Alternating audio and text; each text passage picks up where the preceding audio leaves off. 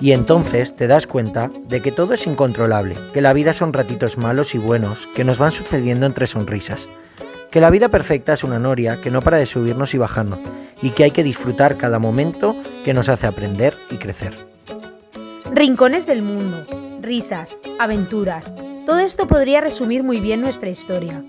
Esta que comenzó con el más bonito de los abrazos para prometernos perdidos en medio del país de las 1001 noches. Pero había una cosa que nos emocionaba aún más, teneros a todos y cada uno de vosotros acompañándonos en nuestra boda.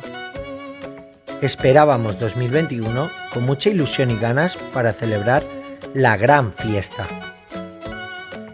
Pero tendremos que esperar un poco más para que podamos disfrutar con cada uno de vosotros y vosotras en el que será el momento más importante de nuestras vidas. Porque para nosotros lo más importante es que seáis testigos, partícipes y cómplices de nuestra boda. Os queremos ver bien, seguros y os queremos abrazar y besar sin distancias que lo impidan.